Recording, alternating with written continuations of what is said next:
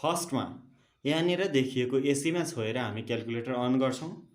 Calculator on गरिसकेपछि अब हामीले क्याल्कुलेसन गर्छौँ जे भ्यालु हानेर पनि। अहिले जस्तो मैले अहिले हाने 9 × 6 = 54 आयो। त्यसपछि मैले सी दबाएर यहाँको भ्यालु हरायो। अब यो भ्यालु हरायो तर हामीलाई एन्सर चाहिएको छ। अब एन्सर चाहिएको बेला हामीले के गर्ने त? सिफ्टसँग बराबर हान्यौँ भने त्यसपछि आउँछ अघिको एन्सर 54 आएको थियो, अघिको एन्सर आयो। त्यसको लागि के गर्ने? सिफ्टसँग = हान्यो भने अगाडि आएको एन्सर आउने रहेछ, एउटा कुरा। त्यसपछि अब कहिलेकाहीँ पर्सेन्टेज एकदमै चाहिएको हुन्छ। फाइनान्समा पर्सेन्टेज, इन्ट्रेस्ट रेट पर्सेन्टेजमा दिएको हुन्छ, त्यसले हामी क्याल्कुलेसन गर्दा पर्सेन्टेज एकदमै चाहिएको हुन्छ। त्यसको लागि जस्तो 600 को 9% भन्यो भने नर्मल हामीले 6,600 × 9 भागा 100 गरेर नर्मल्ली हामी यसरी यसको 600 को 9% 54 निकाल्थ्यौँ। तर अब यो 9 भागा 100 गर्नुभन्दा सिधै के ट्रिक छ भने 600 × 9% चाहिएको हो। प्रतिशतको लागि हामी अल्फासँग बराबर हान्छौँ। जस्तो 600 को 9% चाहिएको छ भने 600 हान्यौँ, त्यसपछि इन्टु हान्यौँ र जति प्रतिशत चाहिएको हो त्यति प्रतिशतको लागि अल्फा र बराबर हान्यौँ। अब आयो 54। यो भयो पर्सेन्टेज कसरी क्याल्कुलेसन गर्ने भन्ने कुरा। त्यसपछि अब क्याल्कुलेसन गर्छौँ। त्यसपछि सी दबाएर भ्यालु हराउँछ यहाँबाट। अब यो हराइसक्यो तर यहाँनिर सिफ्टसँग बराबर हान्यो भने एन्सर आउँछ। यसले डाटा स्टोर गरेर राखेको छ।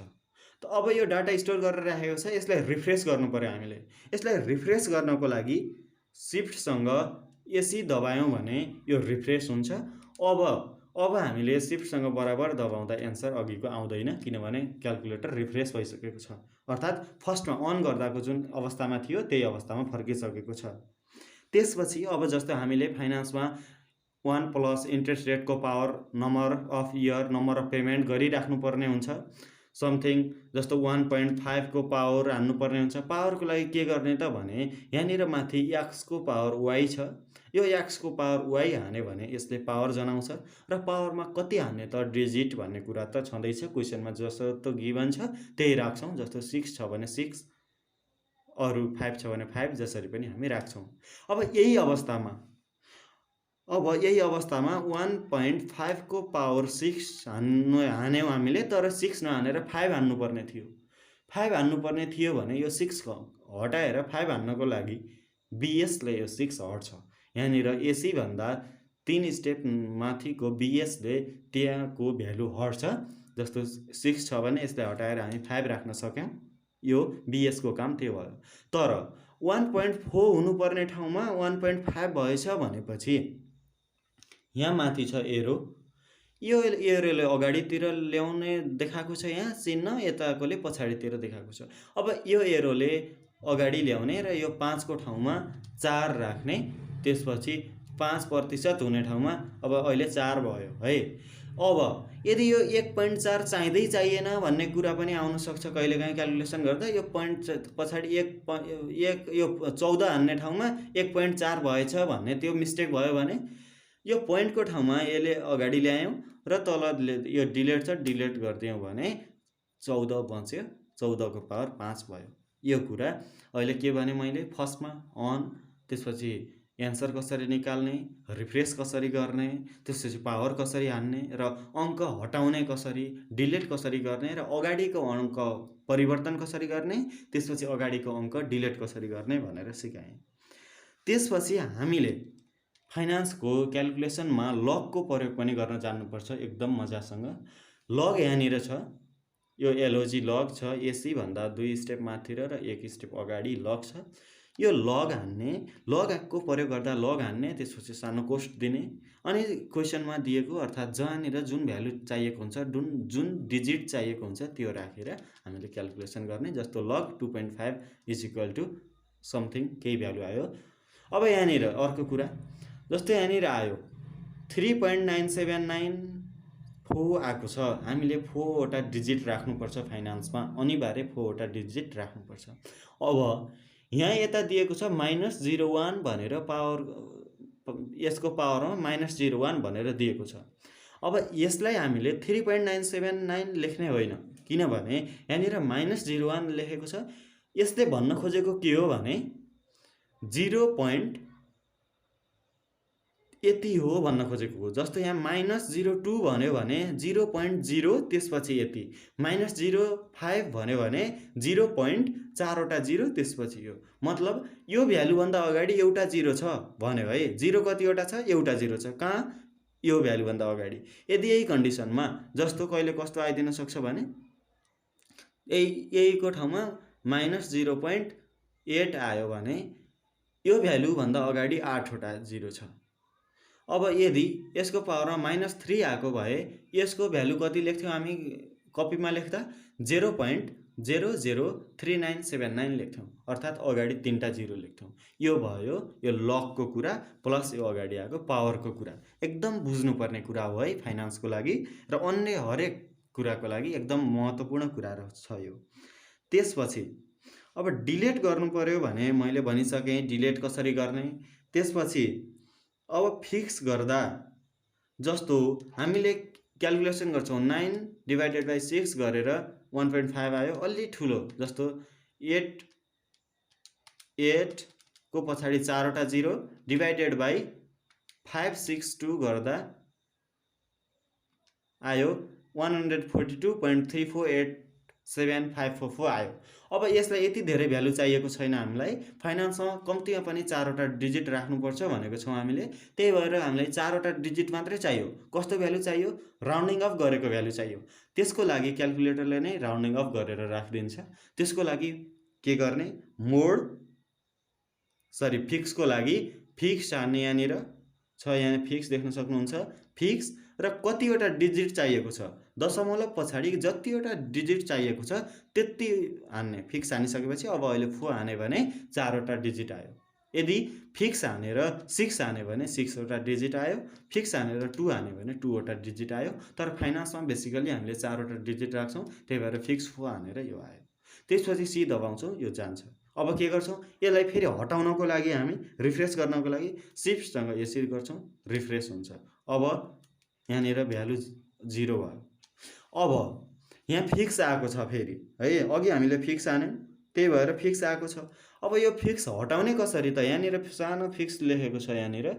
अब यो फिक्स कसरी हटाउने त? फिक्स नहटाएपछि अब 6 + 6 गर्दा पनि 12.4वटा 0 देखाउँछ। यो नदेखाएर यो हटाउने कसरी भने सिफ्टसँग फिक्स दबाइदिनु भयो भने यो यहाँको फिक्स हट्यो।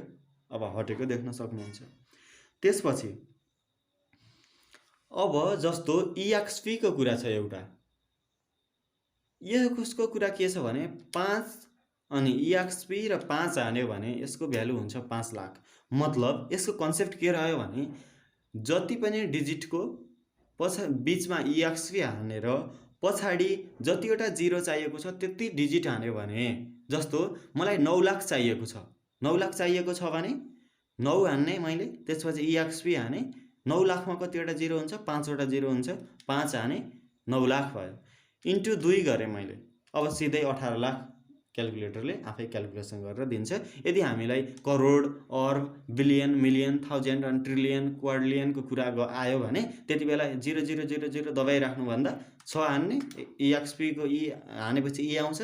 त्यसपछि 15वटा 0 पछाडि क्यालकुलेटरमा थिचिराख्नुभन्दा यस्तो गऱ्यो भने अनि इन्टु 2 गऱ्यो भने 1.2 को पावर 16वटा 0 भन्यो। यो भनेको यो पावर 16 मा होइन, 1.2 को पछाडि 16वटा 0 छ, अर्थात् 1.2 को पछाडि 16वटा 0 छ भन्नुको मतलब के हो? 12 को पछाडि 15वटा 0 छ भनेको हो है। ल यो भयो बेसिक कुरा। अब म सर रिभिजन गरेँ। अफ हुन्छ क्यालकुलेटर, एसीले अन। त्यसपछि क्यालकुलेसन गर्दै जान्छौँ। पावरको कुरा यहाँनिर भयो, फिक्सको कुरा गऱ्यौँ। त्यसपछि EXP को कुरा, भ्यालु डिलिट गर्नु पर्यो भने डिलिट यहाँनिर छ। अब पर्सेन्टेज चाहियो भने अल्फा र बराबरसँग पर्सेन्टेजको कुरा भयो। यिनी बेसिक कुराहरू भयो। लग यहाँनिर छ। अब यिनी कुराहरू बेसिक कुरा भए क्यालकुलेसन पार्टमा एकदम बुझ्नु नै पर्ने। यिनीमा मिस्टेक भयो भने हाम्रो हिसाब बिग्रिने सम्भावना एकदमै बढी हुन्छ। अब यहाँनिर तपाईँ देख्न सक्नुहुन्छ 100, 1000, मिलियन, बिलियन, ट्रिलियन र क्वाड्रिलियनको कुरा। अब फाइनान्समा क्यालकुलेसन पार्टमा के हुन्छ भने कहिलेकाहीँ 6 मिलियन भनेर दिएको हुन्छ, डेब्ट 1 मिलियन डेब्ट छ, इक्विटी छ 1 मिलियन भनेर दिएको हुन्छ। त्यति बेला मिलियन भनेको कति हो त? कतिपय स्टुडेन्टले के राखिरहेको पनि देख्न सकिन्छ भने मिलियन भनेको लाख होला, मिलियनलाई लाखसँग तुलना गरेको त्यस्तो पनि देख्न सकिन्छ। तर मिलियन भनेको लाख होइन है, त्यो कुरा बुझ्नु पर्यो। जस्तो 1 मिलियन भन्यो भने 1 को पछाडि 6 वटा जेरो हुने रहेछ है। यहाँनिर 1 मिलियन भन्यो भने 1 को पछाडि नम्बर अफ जिरो 6 वटा हुने रहेछ। बिलियन भन्यो भने 9 वटा जिरो हुने रहेछ। ट्रिलियन भन्यो भने 12 वटा जिरो र क्वाड्रिलियन भन्यो भने 15 वटा जिरो हुने रहेछ। यसलाई अब 1 मिलियन भनेको खास कति रहेछ? 10 लाख रहेछ। यदि क्वेसनले कहीँ 2 मिलियन डेब्ट भन्यो भने डेब्ट कति रहेछ? 1 मिलियन भनेको 10 लाख रहेछ भने 2 मिलियन भनेको 10 × 2 गरेर 20 लाख रहेछ है। त्यसै गरी अब 5 मिलियन भन्यो भने 5 मिलियन भनेको 5 लाख त होइन है। 5 बिलियन भनेको 5 लाख होइन। 1 बिलियन भनेको 1 अर्ब हो। 5 बिलियन भनेको 50 लाख होइन, 5 अर्ब हो। त्यसरी बुझ्नु पर्यो। 1 बिलियन भनेको 1 अर्ब हो। त्यसै गरी ट्रिलियन भनेको 10 खर्ब हो। 1 ट्रिलियन भनेको 10 खर्ब हो र क्वाड्रिलियन भनेको 1 पद्म हो। यो कुरा खासै क्वाड्रिलियन त्यति धेरै आउँदैन, ट्रिलियनसम्म कहिलेकाहीँ सोधेको देखिन्छ। र मिलियन र बिलियन एकदम इम्पोर्टेन्ट छ, तपाईँहरूले एकदम बुझ्नुपर्ने कुरा। 1 मिलियनमा 10 लाख हुन्छ, 1 बिलियनमा 1 अर्ब हुन्छ है। यो कुरा अनिवार्य बुझ्नुपर्छ। 1 मिलियनमा 10 लाख हुने रहेछ। 1 मिलियन भन्यो भने पछाडि 6 वटा जिरो। क्वेसनले जस्तो 8 मिलियन भन्यो भने 8 को पछाडि 6 वटा जिरो लेखिदिने। 8 बिलियन भन्यो भने 8 को पछाडि 9 वटा जिरो लेखिदिने। बिलियनको पछाडि 9 वटा जिरो, ट्रिलियनको पछाडि 12 वटा जिरो, मिलियनको पछाडि 6 वटा जिरो, 1000 र 100 त छँदैछ। यो कुरा रह्यो। यो मिलियन र बिलियनमा कन्फ्युज नहुने, क्यालकुलेसन पार्टमा मिस्टेक हुने अर्को कुरा हो। अब मैले अघि भनिसकेँ जस्तो अन गर्नको लागि फर्स्टमा एसी हान्ने, अन हुन्छ क्यालकुलेटर। त्यसपछि रिफ्रेसको लागि सिफ्ट र रिफ्रेसको लागि एसी हानेपछि रिफ्रेस हुन्छ।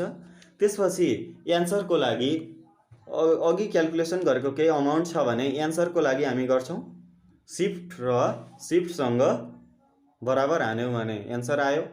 त्यसपछि पर्सेन्टेजको कुरा गर्दा 6 को 1% हान्नु पर्यो भने अल्फा र बराबर हान्यौँ भने पर्सेन्टेज आउँछ, पर्सेन्टेजको कुरा रह्यो।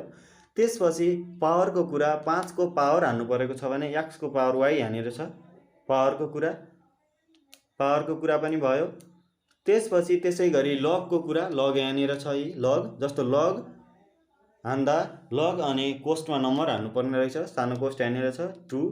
यदि लग 2 चाहिएको छ भने क्वेसनमा जति चाहिएको छ र जति हान्नुपर्ने छ त्यो कुरा भयो। त्यसपछि डिलिट गर्नुपर्ने छ, जस्तो 8.659 भयो। यहीँनिरको 6 डिलिट गर्नु पर्यो भने यता ल्याउने अनि तल यो डिलिटमा छुने, डिलिट भयो।